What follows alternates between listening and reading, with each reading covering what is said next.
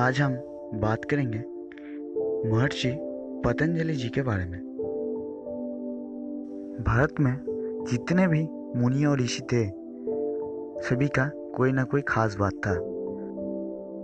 भारत की ऋषि और मुनियों ने ऐसा ऐसा फॉर्मूला और सूत्र बनाया कि आज पूरा वर्ल्ड में इंसान उसको मानते हुए आगे जा रही है।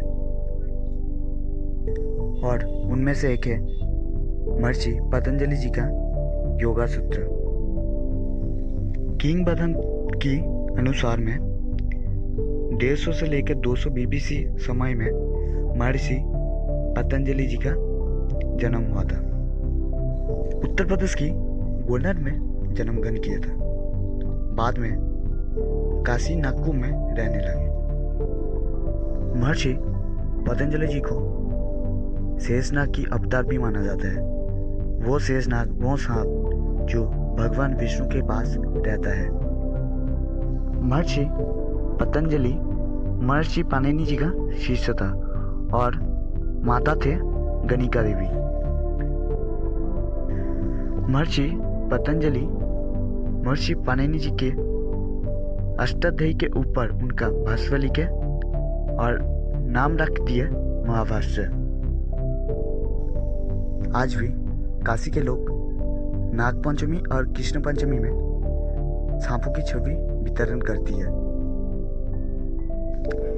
हमारे हिंदू धर्म में सांपों की एक विशेषता है जो हम मानते हैं और सांपों को हम देवी के रूप में पूजते हैं। महर्षि पतंजलि जी को फादर ऑफ योगा माना जाता है। महर्षि पतंजलि योगा को 8 भागों में भाग किए, जिसको अष्टांग योग कहते हैं। इसमें 5 नियम थे जिसको गुरुत्वपूर्ण माना जाता है। 1 ईश्वर की उपासना, 2 अध्ययन, 3 तपस्या, 4 तृप्ति, 5 मल तक। नियम के बाद आसन आती है। तो आसन किसको कहते हैं?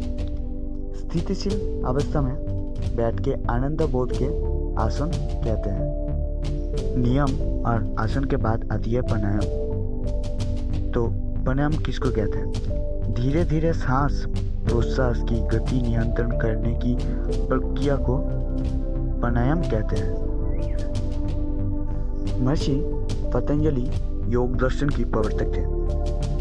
महर्षि पतंजलि पाणिनि जी के सूत्र के ऊपर एक महाभाष्य नाम का दुर्दांत ग्रंथ रचना किए थे।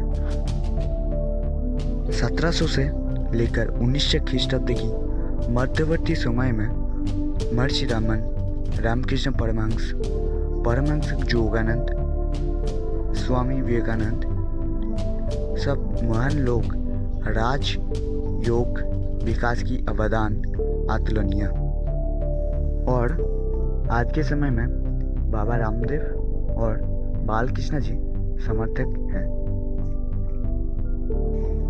ये जो योग है आज के टाइम में हिसाब करें तो लगभग 2700 साल पहले सुवर्ण युग का उपहार माना जाता है। योग दर्शन 6 आस्तिक दर्शन में एक है जिनका प्रतिष्ठित है महर्षि पतंजलि। महर्षि पाणिनि जी का अष्टाध्यायी पढ़ने में इतना कठिन था तो पतंजलि जी उसको क्या किए, पढ़ने में आसान कर दिए। आयुर्वेद और क्लासिकल डांस जो होती है तो उसमें भी पतंजलि जी का नाम आती है।